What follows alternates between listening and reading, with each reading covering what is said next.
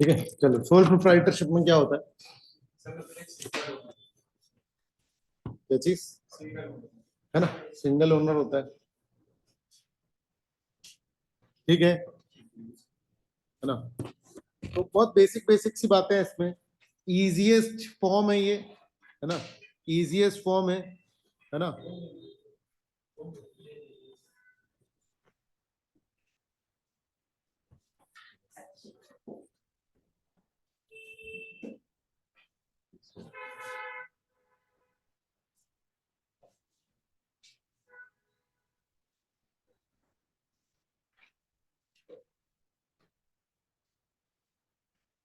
ठीक है, चलो तो सोल प्रोप्राइटर को इकोनॉमिक हीरो बोलते हैं। इकोनॉमिक हीरो क्यों बोलते हैं? ठीक है, an autonomous individual who organizes production, uses creativity and ingenuity in innovation. ठीक है, drawing analogy from the music, sole proprietor is not merely the composer and director, ठीक है, of the enterprise orchestra, but also the one person band. ठीक है, क्या बोल रहे हो?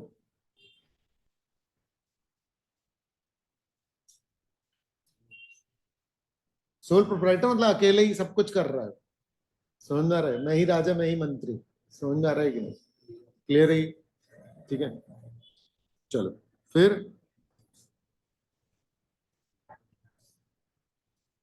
इसमें नोट्स बनाते जाना अगर वो है तो। स्मॉल स्केल पे होता है, मतलब सोल प्रोप्राइटर लिख लो और एक एक एक एक पॉइंट जो है इसके बारे में स्मॉल स्केल में होता है। अनऑर्गेनाइज्ड होता है, ठीक है। पर्सनलाइज्ड सर्विसेज मिलती हैं। इनमें से कौन सी बात तुम्हारे काम आ जाएगी एमसीक्यू में, यू डोंट नो। तो मैंने पूरे में हाईलाइट कर रखी है सबसे मेन मेन बातें। क्लियर है? जो हाईलाइटेड है बस वो क्या कर सकते हो तुम, यूज कर सकते हो। ठीक है,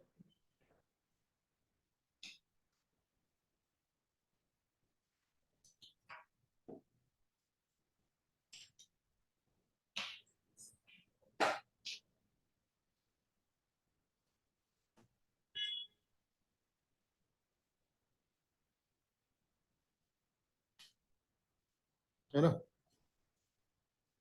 फिर सबसे ज्यादा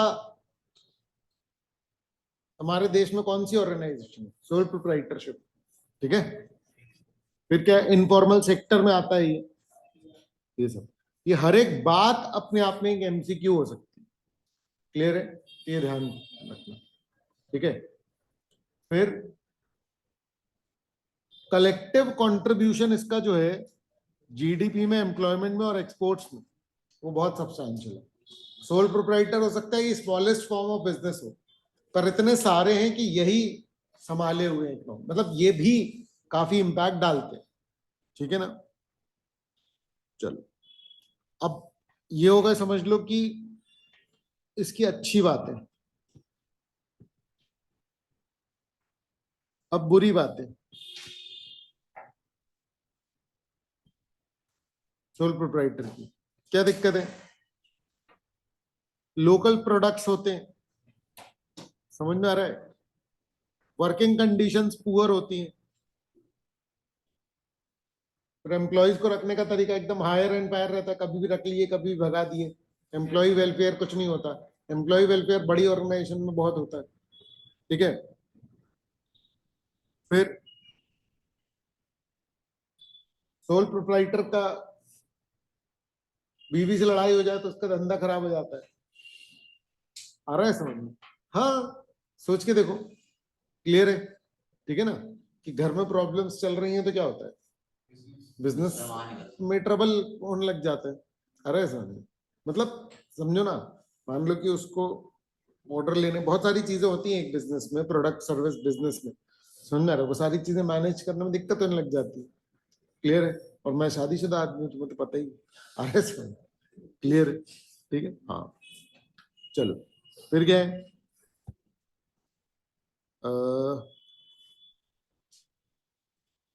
ठीक है। इंडिविजुअल इसमें पर्सनल सेविंग्स पे रिलाय करता है, रिलाय ऑन पर्सनल सेविंग्स, ठीक है ना। यानी गाड़ी उसकी खुद की होती है, मतलब सोल प्रोप्राइटर मतलब अकेला। माइक्रो फाइनेंस मतलब छोटा छोटा पैसा लेता है, कोई बहुत बड़ा अमाउंट पे नहीं ले सकता, बिजनेस के बेस पे मिलेगा भी नहीं सोल प्रोप्राइटर को। क्लियर है क्या? फिर है ना। अच्छा,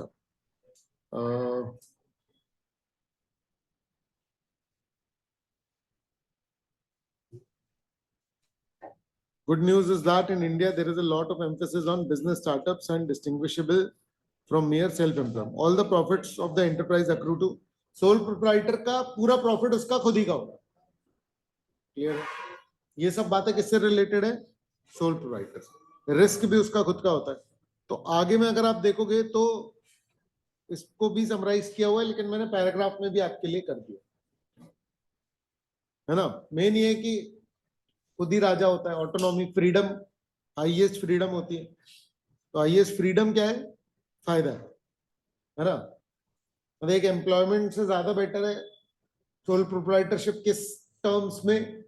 फ्रीडम के टर्म्स। ठीक है, सोल प्रोप्राइटर ऑफ कैपिटल, तो सोल प्रोवाइडर ऑफ कैपिटल। दिक्कत क्या है? एक अकेले के पास कितना ही पैसा होगा, आ रहा है समझ में? ठीक है, तो सोल प्रोप्राइटरशिप बिजनेस जो है वो उतना बड़ा नहीं होता। ठीक है ना। फिर visibility of the owner and personalised services. ठीक है, ये फायदा है कि भाई उसका जो भी कंज्यूमर होता है वो सीधे ओनर से मिलता है। अदरवाइज तुमने जियो फाइबर की सिम ली, समझ में, एयरटेल की सिम ली, तो मुकेश अंबानी से बात हुई? कभी कभी आया मिलने? कभी नहीं, कोई मतलब ही नहीं उसको। समझ में आ रही है बात? क्लियर है? ठीक है, ठीक है कि नहीं? क्लियर? जो तुम दुकान से किराना से पूछते अंकल तुमको जानते हैं, ओनर खुद है ना, जिसका प्रोडक्ट खरीद रहे हो वो बंदा ही मिल रहा है तुमसे। ठीक है, लेकिन मुकेश अंबानी को कोई मतलब ही नहीं है ये सब, है ना। क्लियर है? सोल प्रोप्राइटर का ये फायदा है। फिर सोल बेरर ऑफ रिस्क, ये बुराई है कि रिस्क पूरा उसका खुद ही का होता है। सर इसको आप थोड़ा सा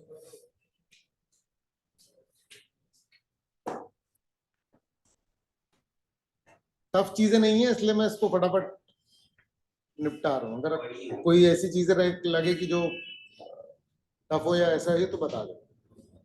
वैसे रहता भी तुम लोग को ये बिजनेस में, लेकिन यहाँ पर तुमको ना हर एक पॉइंट थोड़ा ध्यान से इसलिए करना है क्योंकि ये एमसीक्यू फॉर्म में आएगा। ये बीसीके है, ये इकोनॉमिक्स का पार्ट है, इसमें तुम्हें सब्जेक्टिव नहीं लिखना है। दो थ्योरी सब्जेक्ट है, बिल्कुल सेपरेट माइंडसेट के साथ करना है। सब्जेक्टिव जो चीज होती है ना उसमें तुम्हें इन जनरल लिख लोगे, मतलब समझ में रहे। एमसीक्यू में अगर तुम्हें पिन पॉइंट पता है तो पता है, नहीं पता तो नहीं पता, मतलब खत्म हो गई बात। ऐसा क्लियर है?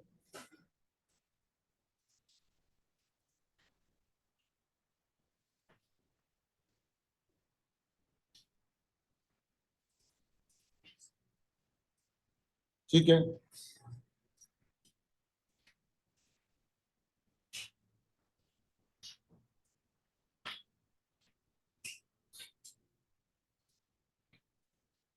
ठीक है। अनलिमिटेड लायबिलिटी, बिजनेस में नुकसान हुआ तो क्रेडिटर घर आ जाएंगे। अरे समझ, खैर अभी अपन लोगों ने पार्टनरशिप फॉर्म में पढ़ा, उसमें भी आ जाएंगे, कंपनी में नहीं आएंगे। फिर गोइंग कंसर्न, भाई एक ही बंदा बिजनेस चला रहा है, वो खत्म, बिजनेस खत्म। समझ में आ रही है बात? क्लियर है? सक्सेशन ऑफ ओनरशिप क्या होता है कि भैया उसकी डेथ हुई तो उसके बच्चे या जो भी होगा वो इनहेरिट कर लेंगे। समझ में आ रहा है? लेकिन बिजनेस जो है वो उस तरीके का नहीं रहेगा, इसमें ये विल से ट्रांसफर होता है। मतलब बहुत सारी चीजें, विल मतलब कि आपका वसीयत से, या तो फिर किसी को बेच दिया है, कुछ पहले से तुम इंतजाम करके गए हो, हिंदू सक्सेशन एक्ट से होगा। मतलब पार्टनरशिप फर्म और कंपनी में डिफरेंट रहता है कि एक मेंबर की डेथ हो गई, कंपनी चली रही है क्योंकि उसके शेयर्स बस दूसरे को ट्रांसफर होंगे, बिजनेस जैसे चल रहा है वैसे ही चलता रहेगा। मेरा पॉइंट समझो, आज की रेट में अगर मुकेश अंबानी की भी डेथ हो जाती है तो भी रिलायंस वैसी चलती रहेगी जैसे चलती है। समझ में आ रहा है क्या ये बात? मतलब उसका कोर्स चेंज होगा थोड़ा बहुत, पर बिजनेस बंद नहीं हो सकता। ये क्लियर है क्या? क्योंकि हमको शक्ल मेनली मुकेश अंबानी की दिखती है, लेकिन एक्चुअली में बोर्ड ऑफ डायरेक्टर्स में बहुत सारे लोग होते हैं। ये क्लियर है क्या? ठीक है ना? बस उसकी जगह पे समझ लो आकाश अंबानी आ जाएगा, लेकिन बिजनेस बहुत सारा वैसा चलता रहेगा। कंपनी एचयूएफ की बात करें, एचयूएफ के बिजनेस में सबसे मेन की जो बिजनेसमैन होते हैं वो कॉमन एंसेस्टर से आते हैं, मतलब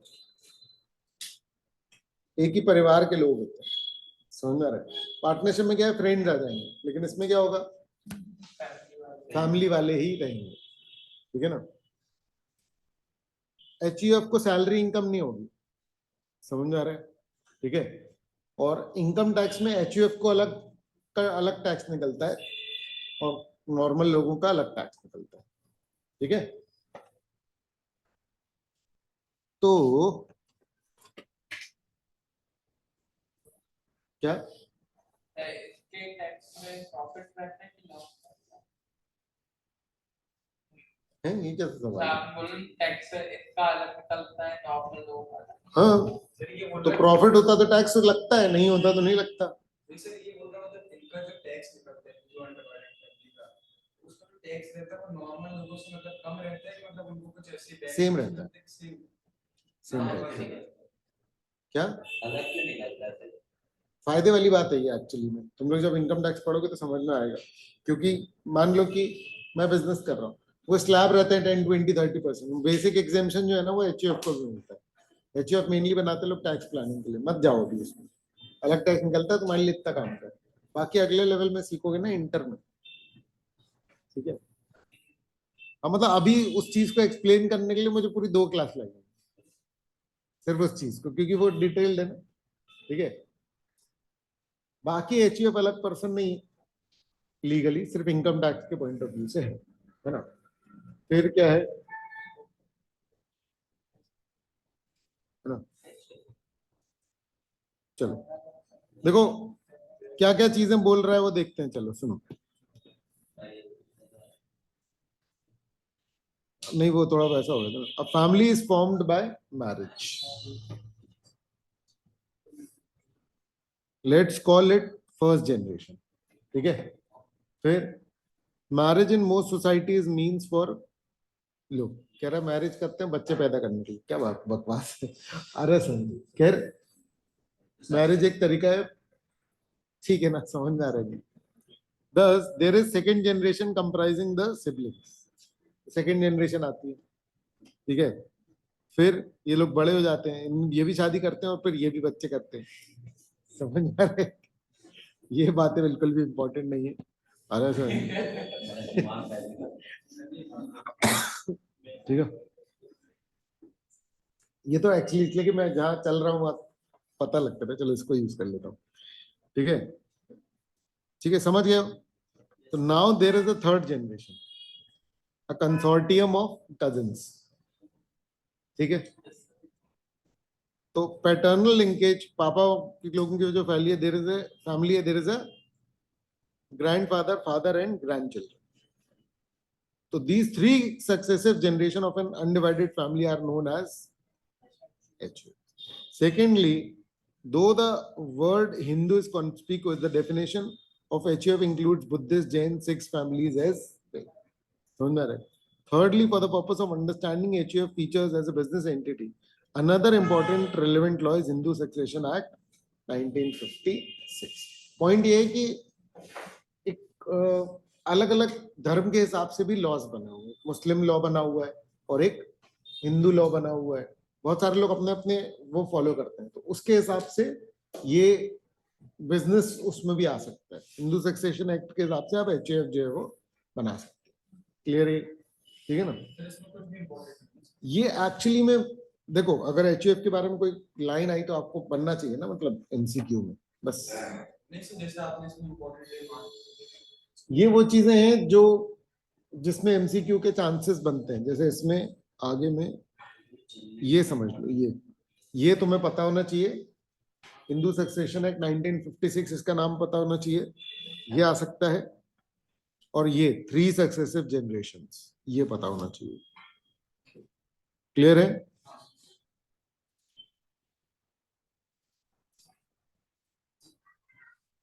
ठीक है, क्लियर है, ठीक है ना? अब एचयूएफ बिजनेस, सबसे पहले तो ये फॉर्म कैसे होती है? ये फॉर्म होती है बच्चे पैदा होने से, अरे समझ, फॉर्म्ड बाय बर्थ। क्लियर है? ठीक है। Married family members may naturally join each other in business. In contrast, in a Muslim family, if the sibling wish to associate in a business, they will have to contractually, मतलब आपको partnership करनी पड़ेगी। Clear है? Sir merit मतलब क्या होता है? क्या? सर वो मेरिट लेता है, मेरिट। अच्छा, मेरिट मतलब फायदा, मुझे लगा मैरिड पूछ रहा है। मेरिट मतलब फायदा, मतलब ये फॉर्म बाय बर्थ। हम ये बोल रहे हैं कि देखो ये तो बाय बर्थ ही बन जाती है। मेरे फैमिली में कोई नया मेंबर पैदा हुआ तो प्रॉपर्टी पट गई, ऐसा कह लो। आ रहा है समझ? एचयूएफ के एवरीबॉडी इज अ मेंबर, समझ रहे?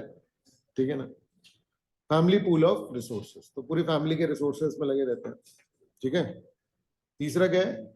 Social capital through family involvement. ठीक है ना? इसमें मेन ये है कि भाई फैमिली मेंबर्स हैं तो बहुत ध्यान रखते हैं, मतलब वो ट्रस्ट इश्यूज नहीं आते हैं। मतलब आ जाते हैं, लेकिन अब क्या करोगे, मतलब समझ आ रहा है? ठीक है ना? हमारे उसमें हम जनरल गेम आते हैं कि फैमिली में जनरली ट्रस्ट इश्यूज वगैरह नहीं आते। ठीक है। दूसरा, ऑटोमेटिक को पार्टनर बनते, कोई ऐसा अग्रीमेंट नहीं करना पड़ता कि हाँ तुम आज से फैमिली मेंबर भी हो, और मतलब फैमिली में तो तुम आज से बिजनेस के पार्टनर, कुछ नहीं, पैदा हुआ बन गया हो बिजनेस में पार्टनर बन गया। कुछ में दो चलते हैं, दया भाग और मिताक्षरा। एक में वो 18 साल की एज के बाद बनेगा मेंबर, मतलब को पार्टनर, और एक में वो बाय बर्थ बन जाएगा। तो ये क्या है, मतलब दोनों तरीके हैं, इसमें बाय बर्थ बन सकते हैं। फिर डिसीजन मेकिंग क्विक हो जाएगी इसमें, क्योंकि सारे फैमिली मेंबर हैं, रात को खाने की टेबल पे भी डिसाइड कर सकते हैं बिजनेस का फेट। आ रहा है समझ? फिर कर्ता के अनलिमिटेड लायबिलिटी लिमिटेशन है।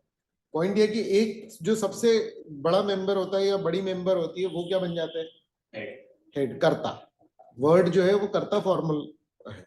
अब पहले क्या होता था कि सिर्फ सबसे एजेड मेल मेंबर ही क्या होता था? कर्ता होता था। अब क्या होता है कि फीमेल मेंबर भी बन सकती है। आ रहा है सर? ठीक है ना? ठीक है। फिर क्या है? Paid as a going concern equals to enduring life of the business in the foreseeable future. Limitation: few family businesses last beyond third generation. Often family feuds result in business split. नहीं नहीं, मतलब 3 generation है तो HUF बना सकते हैं normally. ठीक है ना? हाँ। In India, the splits in the business houses of Birla, Modi, Goenkas are more recently split in the second generation of Ambazis are instances to disappear. मतलब पॉइंट ये कि अगर बंटवारा हो गया तो फिर एचयूएफ डिसॉल्व हो जाएगी। ठीक है, कि family problem is business problem. आ रहा है समझ? ठीक है ना? वो नहीं कि कहानी घर घर की आता था पहले, जितने भी सास बहू के सीरियल चलते हैं उसमें बिजनेस कुछ ना कुछ होता है। मतलब मैं कनेक्टेड नहीं हूँ पिछले 15 साल से लगभग। ठीक है, पर हाँ ये जो शुरू हुई थी ये कहानी पहली बार जब फैमिली सीरियल्स चालू हुए थे, है ना, उस दौर को मैंने देखा था। Star plus English channel type का माना जाता था, पता है तुमको? तुम पता है स्टार प्लस बेसिकली सिर्फ जैसे एचबीओ नहीं होता है वैसा चैनल हुआ करता था। स्टार प्लस सुना है ना तुम लोगों ने? तो वो वैसा चैनल हुआ करता था जिसमें इंग्लिश मूवीज आती, तो कोई उसको वो भी नहीं करता था, रिकॉग्नाइज भी नहीं करता था। फिर उसमें हिंदी सीरियल्स भी इंक्लूड किए उन्होंने। ऐसे शोज नहीं आते कि गाने वाले या वैसे, तुम लोग को नहीं पता होगा, बहुत पहले ऐसे शोज आते थे जिसमें कि वो सॉन्ग्स आ रहे हैं, ठीक है, फिर भी कोई नहीं देखता था। फिर एकता कपूर आई और फिर उसने ये सास बहू वाले सीरियल चालू किए और उसकी लॉन्चिंग हुई स्टार प्लस। उसके बाद से स्टार प्लस जो है वो मेन स्ट्रीम में ठीक है ना, उसके बाद वो आया मेन स्ट्रीम में, ठीक है ना। तो खैर पॉइंट ये है कि उसमें दिखाते हैं ना कि बिजनेस फैमिली बिजनेस होता है, लेकिन लड़ाई होती है, कोई किसी को मार देता है, फिर वो जिंदा हो जाता है, फिर मर जाता है, फिर जिंदा हो जाता है, ये सब चलता रहता है। मिहिर सुना है तुम लोगों ने? कहानी घर घर की सुना है वो? क्या क्योंकि सास भी कभी बहू थी, ये वाला सीरियल सुना है ना? ये this was the very first serial in this whole series of saas bahu. Clear है? ये सब उसी के फोर्थ फिफ्थ जनरेशन है, मतलब सबसे पहला सीरियल वो था। और उसकी हीरोइन इतनी हिट हुई ना, स्मृति ईरानी थी उसकी हीरोइन, पता है तुमको? जो पॉलिटिक्स में एचआरडी में मिनिस्टर तक बन गई। सोच करके देखो, इमेजिन करके देखो किस बात से पॉपुलर हुई थी वो, एक सीरियल में नौकरी करना। खैर क्या बोल रहे? एक एचयूएफ खत्म होके दूसरा भी चालू हो सकता एक ही फैमिली में मल्टीपल एचयूएफ हो सकती है। एक एचयूएफ फिर एक और एचयूएफ, मतलब एक का कर्ता मेन एड हो गया, एक और एचयूएफ बना ली जिसमें कि जो बेटे हैं वो 3 एचयूएफ उन्होंने भी बना ली, तो एक ही फैमिली में कई एचयूएफ भी हो सकते हैं। है। जैसे एचयूएफ का बंटवारा हो गया, बंटवारे के बाद फिर वो बना सकते हैं अपने अलग। HUF का। सर लिमिटेशन वाली भी लाइन इंपॉर्टेंट है। क्या सर लिमिटेशन? मतलब देखो वो ना अच्छाई बुराई दोनों करता है, जिसमें मेरिट लिखा है वो बोल रहा है हाँ ये तो अच्छी बात है, जिसमें लिमिटेशन बोल रहा है हाँ ये कमी है, इसमें लिमिटेशन यानी कि कमी। कमी। ठीक है, चलो ठीक है, तो इतना ही करते हैं आज, बाकी बाद में करते हैं। अभी लगेगी ना जीती दी की क्लास? आ गई होगी ना? नहीं आई क्या अभी? अच्छा हाँ, अभी तो पेपर है आज, हाँ आज दोनों का पेपर है।